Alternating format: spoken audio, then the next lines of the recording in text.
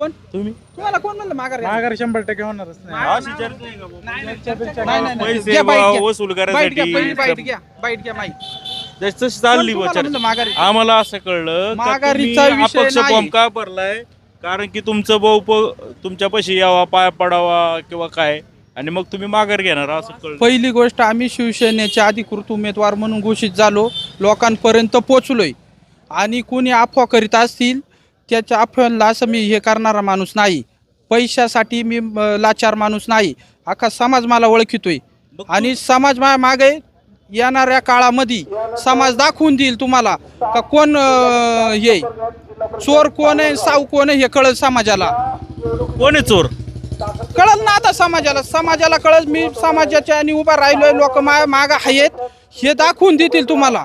मला सांगा तुमच्यापर्यंत आलं कोण उभं राहा म्हणून गळगालायला वादी? माझ्यापर्यंत ज्या माणसांनी मला उभं केले, मी हा पंचायत समितीचा उमेदवार नव्हतोच मुळात. मला बळच म्हणले तुम्ही उभं राहा, हे करा, आम्ही असं करू, आम्ही खर्च करू, हे करू आणि त्याच्यामुळं मी उभा राहिलो. माझी इच्छा नसताना मला उभं केलं आणि आता माणसांमध्ये फिरलो आणि आई मेळाला शरद दादानी माझं तिकीट काटलं. काही तर म्हणले बाबा तुम्हाला उंचीवर नेऊ, पद देऊ, हे करू आणि मग आम्ही फिरल्याचं काय? हां, आम्हाला फिरायला लावलं, लोकांच्या पाय पाडायला लावलं. लोक आहेत ना आमच्या मागं, समाज आमच्या मागं आहे. सर्व समाजाची माणसं माझ्या मागत ती येणाऱ्या इलेक्शनमध्ये दाखवून देतील. काय ते तुम्हाला शब्द काय शरदान दिला नाही असं कळलं. तुम्ही बळच उभं फिरत होते. कसला शब्द दिला नाही? अधिकृत तुम्हीच होते, संदीप भाऊ तुम्ही होते. कुकुडेश्वराच्या मंदिरापाशी शपथ घ्या लावली आम्हाला. आम्ही पाय पडलो कुकुडेश्वराच्या. कुकुडेश्वर देवस्थान बगल, यांना न्याय कोणला द्यायचा? ते दत्ता काय आपले गावारी होते हां. तर त्यांनी तुमच्या काही उमेदवारीची घोषणा केली वगैरे वगैरे. आता कुठे ते? आता आहेत, आता फोन केला का म्हणतात येऊ आलो, चालू आहे असं. आधी तर म्हणजे माझा शब्द शरद सोनू काय टाळत होतं इथं आता काय होतं बोलायचं नाही इथं मला मीडिया पुढं. येणाऱ्या काळामध्ये समाज दाखवून देणार आहे काय होणार आहे काय नाही, कोण कोणच्या मागे कोण काय. लोक मतदार जागे होय, मतदार हल्लीला नाही. पुढाऱ्यांनी किती काही करून द्या. शरद दादांच्या सोबत किती वर्ष काम करताय तुम्ही? मी पहिल्यापासून शरद दादा बरोबरच काम करीत आलेलो आहे. बरं, आता कोण दिलंय तुमच्या जागी त्यांनी उमेदवार? आता आमच्या जागी कमल शेळकंदे यांना उमेदवारी त्यांनी जाहीर केली. का त्यांना उमेदवारी जाहीर केली असेल तुम्हाला वाटतं? तर असेल आता यांचं पैशाचे आणि मोठे पैशावाले सगळे, आम्ही गरीब आहे म्हणून आम्हाला डावललं गेलं असेल. शरद सोनवणेंनी फसवणूक केली का दत्ता गावराने केली? आता समाजच त्यांना दाखवून देईल कोणी फसवणूक केली, कोणी काय केलं काय नाही. ही मला काय कोणच्या टीका करायची नाही. तुम्हाला कोणकोणत्या पक्षाकडून ऑफर होत्या? मला सगळेच पक्ष म्हणत होते, बाकीचे म्हणत होते या, पण मला अपक्षच राहायचं होतं आणि जी जनता माझ्याबरोबर आहे ती अपक्ष म्हणून मला स्वीकारणार किंवा मला म्हणजे भरवसा आहे. आणि मला डावलल्यामुळे आहे ना लोक दाखवणारच. मी ज्या लोकांची सेवा केली, त्या जनावरांची सेवा केली, त्यांच्यापर्यंत त्यांना सेवा दिली, ती माझ्याबरोबर आज आहेत आणि उद्या राहतील असे मी ठामपणे सांगतो तुम्हाला. समोरच्या काय जे उमेदवार आहे कमल शेळकंदे यांचं काय पाहिलं गेलं? म्हणजे पैसा का काय ते तुमच्यापेक्षा त्यांची जास्त प्रचार प्रसिद्धीची ताकद जास्त आहे? काय होतं आता शेवटी पैशापुरं काही चालत नाही, थोडक्यात असं लोकांचं म्हणणं आहे. पण पैशाला लोक हे केलेली नाही, विकली जाती नाही. लोक जे करायचे तेच हे करणार आणि मला न्याय देणार लोक, हे मी आज ठामपणे तुम्हाला सांगतो. काय काय तुम्हाला काय वाटतं? तुम्ही सोबत असता यांच्या? अन्याय झालाय? नाही बरोबर आहे ना, अन्यायच झालाय. मुळामध्ये पहिली गोष्ट ते काय लढवायच्या तयारीत नव्हते. त्यांना बळच सांगितलं का तुम्ही पंचायत समिती लढा, तुम्हाला तिकीट. आणि कुकुडेश्वर मंदिरात तिकडं जाहीर पण केलं ना ठामपणे. असं नसते ना, परत म्हणजे उभं राहायला सांगायचं, परत खाली स्वप्न दाखवायचं आणि परत खाली बसवायचं, हे चुकीचं आहे ना. आणि ही गोष्ट समाज कधीच मान्य करणार नाही. अशी पातारणा केली हो ना, समाज कधीच त्यांना मान्य करणार नाही. येतील का ते निवडून कमल शेळकंदे किंवा ते बाकीचे उमेदवार? नाही ते तर निवडून येऊ शकत नाही. इकडून यायचं तिकडं जायचं हे समाजाला मान्य नसते. त्यामुळे 100% आमचं शेट निवडून येणार आहे.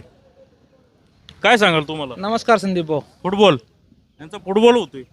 फुटबॉल झालेलाच त्यांचा, ऑलरेडी त्यांचा फुटबॉल झालेलाच आहे. श्री क्षेत्र कुकुडेश्वराच्या प्रांगणात शब्द दिला आणि म्हणले माझा शब्द अंतिम धरला जातो आमदारांच्या बंगल्यावर. आणि समाजाच्या नावाखाली भाड खाली यांनी. हो, माझी जाहीर टीका आहे. आणि आता मला धमक्यांना फोन, तुला मारू, तुला असं करू, तुला तसं करू. मी घाबरणारा नाही. झालं काय ते सविस्तर सांगा, काय झालं होतं? मी ओपन टीका केली एका बातमीत दत्ता गवारींवर. माणसं मध्ये घातली, मला फोन करतायत, तुझा खून होईन, तुझं असं होईन, तुझं तसं होईन. कोण करते फोन? आहेत आता काही नावं, येईल लवकर 2 दिवसात तुमच्या समोर. कशासाठी हे? समाजाच्या नावाने तुम्ही मतं मागता, कुकडेश्वराच्या प्रांगणात तुम्ही उमेदवारीचा नारळ फोडता शरदांच्या सौजन्याने, आणि ती उमेदवारी काही कारणासाठी बदलता का? तर उमेदवार साधे आहेत म्हणून. असं नाही ना, समाजाच्या नावाने तुम्हाला गरीब चेहरा लोकांमध्ये आणायचा होता, मग तो कशासाठी बदलला? काय कारण? काय कारण असेल? स्वार्थासाठी हे सगळं, स्वतःचे खिसे भरण्यासाठी राजकारण, समाजाच्या नावाखाली चोऱ्या. माझी जाहीर टीका आहे. कैलास नवलेला राजकीय वारसदारच नाही कोणी, काय व्हायचं ते होऊ द्या. जे कमल शेळकंदे त्यांची ताकद त्यांच्यापेक्षा जास्त असेल म्हणून कस काय ताकद जास्त आहे? अहो, ह्या माणसाने सेवा केली, अख्ख्या भागात माणूस आहे, अख्ख्या भागात पाया पडला, शूटिंग आहे सगळ्यांकडे. ह्या माणसाचं वर्चस्व कमी नाही ना. कुकडेश्वरच्या प्रांगणात हात जोडले त्यांनी समाजाला, समाज त्यांच्या मागे आहे आज. तुम्ही एकेकाळी शरद सोनवणेचं खूप कौतुक मी आहे. समर्थक आहे दादांचा, मी दादांचा समर्थक आहे. मग यांना खालच्या कार्यकर्त्यांना सांगून कुकडेश्वरच्या प्रांगणात नारळ का? तर गरीब म्हणून? दादा नव्हे, माझी जाहीर टीका आहे. चोऱ्या करायच्या थांबवा भागासाठी, भागाच्या नावावर समाजाच्या नावावर चोऱ्या करू नका. माझं जाहीर आव्हान आहे तुम्हाला. कोण करते चोऱ्या? हा, ते बघा ना, ते येत्या काळात तुम्हाला कळेल ना. येत्या काळात विजयाची नांदी असेल. ठामपणे आम्ही निवडूनच आणणार त्यांना. जेडपी गटासाठी काय होईल? जेडपी गटासाठी पण निर्णय आहेत आमचे. काय नाही. सगळेच पत्ते ओपन करायचे नसतात ना. आता छाननी आहे थोडीशी, वेळेनुसार उत्तरं दिली जातील. एखादा पत्ता तर दाखवा. नाही, वेळेनुसार 100% संदीप भाऊ तुम्हाला सांगू. सुनीता बोरडेंचं पाटलं जड आहे का देवराम लांडेच्या सुनबाईचं? देवराम लांडेचा कसं काय? आहे ना जड. सगळे लोक म्हणतात सुनीता बोरडे. असं कसं काय होईल? 25 वर्ष काहीच केलं नाही. अहो, 5-25 पुढारी एका बाजूला गेले म्हणून भाग बदलत नाही. सामान्य माणसाच्या, सामान्य जनता आहे. 5-25 जण इकडे तिकडे गेले म्हणून असं काहीतरी होतं का? आता पुढार समाज आहे तो. मतदान पुढार अवलंबून राहिलेलं नाही. सर्वसामान्य लोकांना समाज आहे, करायला समाज लागलं. न्याय करणार. तुम्ही समाजामध्ये काय 5-25 जण चालतंय एका ते बाजूला काय पांगले म्हणून काय समाज पांगला काय? नेते आहेत म्हणजे त्यांच्या मागे लोक असतील नाही ना. कसं काय? तुम्हाला कोण खातो? इकडून तिकडे उड्या मारता, देवराम लांडेवर राजकारण करता. तुम्ही नाही उड्या मारीत का? तुम्ही टना उड्या मारायच्या रात्रीचे पहाटे 5-5 वाजेपर्यंत, फक्त समाजाच्याच नावाखाली बदनाम्या करायच्या. म्हणून विकास करायचा आहे तर आता दुसरा बदल केला पाहिजे असं म्हणतात. बदल करायचा, देवराम लांडेचा असेल तर बदल पाहिजे होता, पण आता सुनबाई सुशिक्षित आहेत. विचार करू, छाननी होऊ दे, सगळ्या गोष्टी वेळेनुसार बाहेर येतील. ठाम आहेत ना आम्ही, समाजाच्या मागे ठाम आहेत. ज्या माणसाने कधी मराठा समाजावर राजकारण केलं नाही त्याला तुम्ही पाण्यात पाहायला लावता. कशासाठी राजकारण? राजकारण नाही तर काय मग? नुसतं आदिवासी करत. तेच मग तुमच्या समाजाला कुठं काय असं विकास माझ्या समाजावर कधी टीकाच नाही केली. टीका दाखवा आणि 1 लाख रुपये मिळवा, माझी काल जाहीर बाईट आहे. देवराम लांडेंनी मराठा समाजाच्या विरोधात टीका दाखवा आणि 1 लाख रुपये जाहीर मिळवा. समाजापुढे बोलतोय मी. शेतकऱ्यांना त्रास नाही देते. काय होतं का, ही माणसं 200-300 रुपये रोजानी कामाला जाणार आहेत. ह्या माणसांना जर 100 रुपये खिशातून काढले तर दुकानातून काहीतरी वस्तू मिळणार आहे. ह्या माणसांचे पैसे जर 2-2 महिने 4-4 महिने जर अडकले तर हे काय करणार?